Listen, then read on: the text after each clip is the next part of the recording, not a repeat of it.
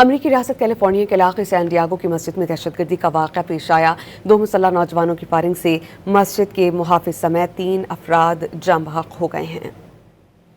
امریکہ میں مسجد میں دہشت گردی 3 زندگیاں نکل گئی۔ کیلیفورنیا کے شہر سین ڈیاگو کی سب سے بڑی مسجد میں فائرنگ کا واقعہ ظہر کی نماز سے پہلے پیش آیا۔ پولیس کے مطابق فائرنگ سے مسجد کے سیکیورٹی گارڈ سمیت 3 اموات ہوئیں۔ مقامی شہریوں کا کہنا ہے کہ حملے کے وقت مسجد میں بچوں کی بڑی تعداد موجود تھی۔ واقعے کی ڈرون فوٹیج میں مسجد سے کئی بچوں کو نکلتے ہوئے بھی دیکھا جا سکتا ہے۔ سین ڈیاگو پولیس چیف نے کئی جانیں بچانے پر مسجد کے سیکیورٹی گارڈ کو ہیرو قرار دے دیا۔ فائرنگ کرنے والے دونوں مشتبہ حملہ آور بھی مارے گئے۔ امریکی میڈیا کے مطابق 2 نوجوانوں کی لاشیں جائے وقوع کے قریب ایک گاڑی سے ملیں۔ ایک کی شناخت 17 سالہ کین کلارک کے نام سے ہوئی، جس نے اپنے والدین سے لائسنس یافتہ 3 بندوقیں حاصل کی تھیں، جبکہ دوسرے حملہ آور کی عمر 19 برس بتائی گئی ہے۔ گاڑی سے خودکشی کے حوالے سے نسل پرستانہ تحریر بھی ملی۔ حکام نے ابتدائی تحقیقات میں مسجد میں دہشت گردی کو نفرت انگیز واقعہ قرار دے دیا، جبکہ صدر ٹرمپ نے سین ڈیاگو کاؤنٹی اسلامک سینٹر میں فائرنگ پر گہری تشویش کا اظہار کیا ہے۔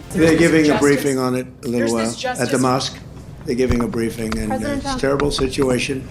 I've been given some early updates, but we're going to be going back and looking at it very strongly. New York کے میئر زہران ممدانی نے مسجد میں دہشت گردی کی شدید مذمت کی اور کہا کہ اسلاموفوبیا امریکہ بھر میں مسلم کمیونٹی کے لیے خطرہ بنا ہوا ہے۔